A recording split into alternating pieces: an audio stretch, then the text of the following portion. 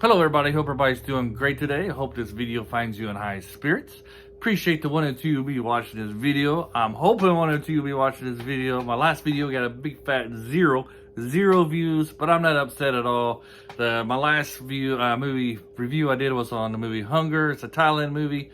You can find that movie on Netflix. You can find the review here on YouTube. You should check out the review to see if you want to watch the movie Hunger, see what I have to say about it. Maybe you agree, maybe you don't agree. But hey, you're not here to listen to me talk about my last review. You're here to listen to me talk about One Spring Night, a Korean drama, which you also can find on Netflix. I believe it's a Netflix exclusive. So let's talk about One Spring Night. Now, One Spring Night is a movie, a series I've seen a few times. I really enjoy it, but does that mean that you enjoy it? Well, let's talk about this. So One Spring Night is basically about a pharmacist and a woman who's a librarian. And one day she comes in with a hangover, and she's kind of some medicine to deal with her hangover there. Sorry, a little tongue twisted there. The hangover, and that's how they meet. I'm not really sure why this show is really called One Spring Night, because they don't meet in the spring and it's not nighttime. If it is spring, it's like the first day of spring because it's still cold, it's still snowing. And if Korea is anything like where I live, you can get snow in the springtime. But anyways, they definitely don't meet at nighttime. They meet in the morning because she's just got done drinking all night and she has a hangover. But I really appreciate One Spring Night. By the way, this is one of those slow burn movies, relationships. So it's like a slow movie, but it's enjoyable. But what I really like about this movie is that some of the subjects that it tackles and hits head on. One thing you'll realize while you're watching this movie is that there's a lot of conversations that are hard to listen to. It's like conversations that I don't want to participate in, don't want to have. But, the show makes you sit down and listen to these conversations that these people are having, either about being breakups or about domestic violence, which is one of the subjects that it covers. And so, like, the conversations, some of these conversations in the show is, like, really intense conversations that nobody wants to have, but it's necessary to have. So one thing the show does cover is like the importance of communication within your relationships, either with your parents or with your loved one, with your boyfriend or girlfriend or spouse and stuff like that. It's one of the subjects. The other subject that it really hits over and over again is being a single parent. Our pharmacist, our male lead here, he's a single parent.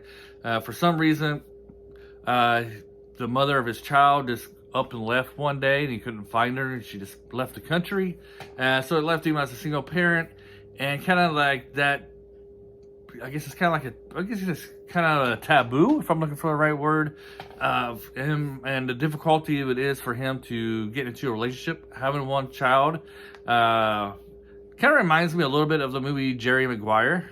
For those of you who are from my generation, you know how she's a single parent and the difficulty of her was getting into a relationship. This is kind of like this, only we have a guy, he's a single parent, and a taboo of that. And that's one of the setbacks or one of the hurdles that they have in their relationship is people being okay with their relationship, considering she doesn't have any children. She's a single person, even though she's in her early 30s, I guess is what you're trying to portray here. But anytime everybody finds out that she's dating a guy who has a child, they're always like, are you sure you want to do this? They really hammer that, how that is kind of could be a bad thing. And even today in American society, you can still kind of see that here in some cliques or some areas where if somebody's a single parent, it's that people kind of frown upon them if they date somebody who's not a single parent kind of thing. That's kind of what they get into this show is, he's a single parent, she shouldn't be dating him, and even his own parents, who are like good people in this, or especially his mom, are kind of like, you should date this girl down the street because she's a single parent too. She's in the same boat as you. So you kind of get that aspect of it, kind of tackling, single parents dating you know, the difficulties that can have in a relationship.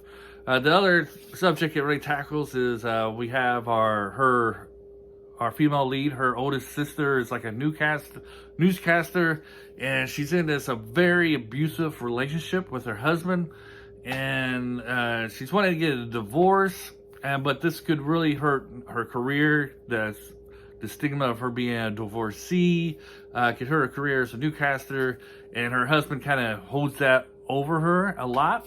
But you know, it's a relationship that she needs to get out of because this guy is really like the lowest of the low.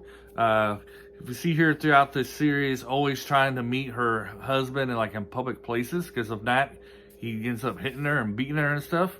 So you have that abusive relationship and the difficulty it can be getting a divorce over there in that culture. I don't know how accurate they're portraying this in Korea. I mean, it's a Korean show made by Koreans, so I imagine it's pretty accurate that, you know, the stigma, the negative impact you have on a person for being a divorcee.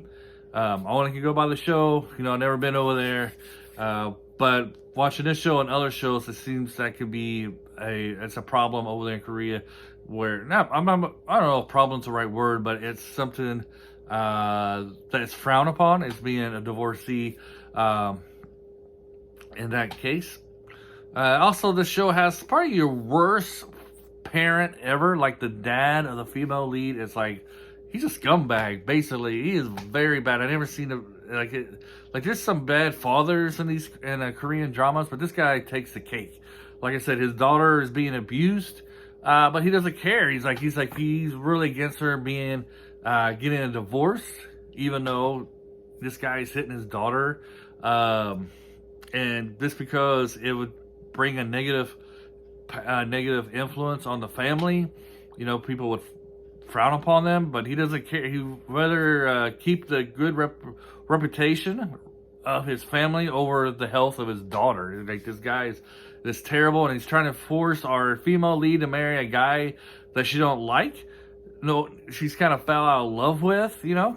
And just because this guy has status and wealth, and you know, even though she no longer loves him, he's still trying to force her to marry this gentleman. I mean, the dude, I don't know, he's like very, very bad, and he's got a bad temper and stuff. And the show also kind of tackles that the relationships between generations. Like I said, so the female lead's dad, you know, he's a scumbag. Her mom's pretty good. She's more open-minded, and you know, it kind of relates to like how their relationship is compared to like the younger, their children's relationship. Like the oldest daughter, she's the one that's being in that abusive relationship, and then our female lead, you know, and how generations today are different from the previous generation. I kind of like that subject matter this has in here, and so that part I really like it a lot. I like the relationships that they have, and those, particularly in those two subject matters, I really liked that. I also like the dynamics they have about this single dad and his life routine. You know, how he's a pharmacist, he's single, but you know, he really relies on his parents to help him raise his child, and so basically his parents really, his son lives with his parents. But he goes and visits him a lot, you know, and he got this close relationship with his son. But he does get a lot of help from his parents, which I think it makes his life a lot easier when you can have people who can help you raise, when you're single, help people raise your children.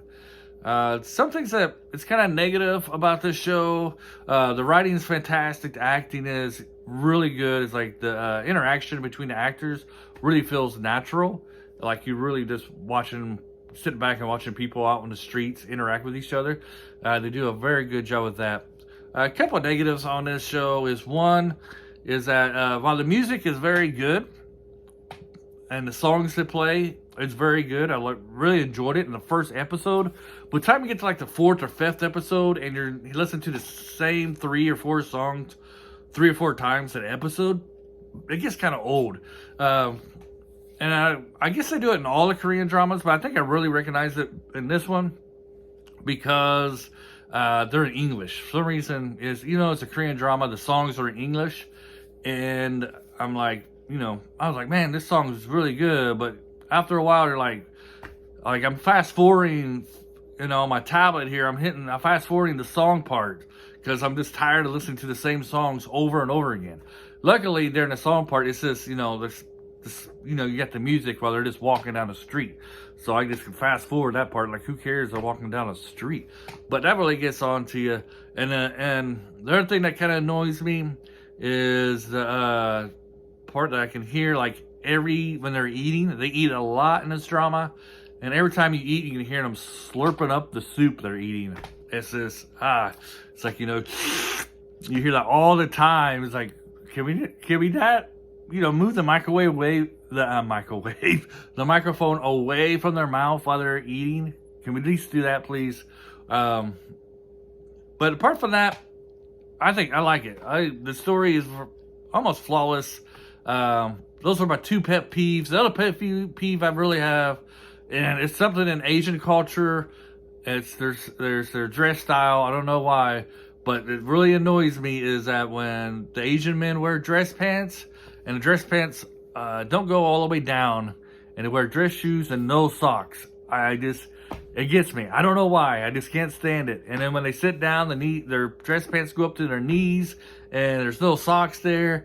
It drives me nuts. Anyways, nobody's gonna be listening to this at 11.5 minutes. Probably not. If you still are, thank you very much. I do hope you enjoyed this video.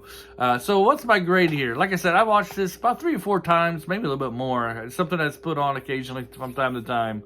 But on this channel, we're very positive. We give grades of highly recommend, and then recommend of caution. With this one, even though I enjoyed it a lot, I do realize that this is a slow, very slow show. Everything's slow moving. It can be, you can probably find it, if you like stuff move fast and stuff, you can probably find this a little boring at times. So I'm just going to give this a solid recommend. It is a slow burn. Like I said, it takes a while for them to actually get together because she's trying to break up with her ex-boyfriend and stuff. But it's a slow moving show. So I'll give this a solid recommend. You might want something more fast paced. But that's what I give. I hope you guys enjoy this video. If you're at the 13-minute mark, you must have enjoyed something. So hit that like button and have a great day. Bye.